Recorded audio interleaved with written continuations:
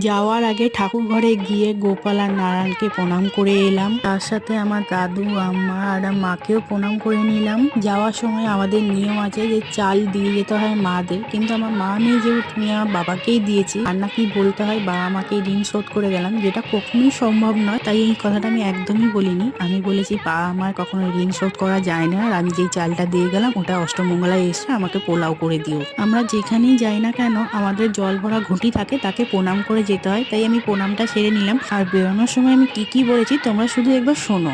সবাইকে টাটা। ভাই কই ভাই? টাটা। এই ভাই ডাকছে তো দিদি। অষ্টমঙ্গলায় আসি আসছি। হ্যাঁ 8 দিন পর আবার আসছি। মাসি ভালো রান্না করে রাখবে। হ্যাঁ মাসি ভালো রান্না করে রাখবে। সুকন্যা একটু নাচ করতে করতে চল। সুকন্যা নাচ করতে করতে বাবা চল শ্বশুর বাড়ি যাচ্ছি। চল শ্বশুর বাড়ি কি পাগল মেচা।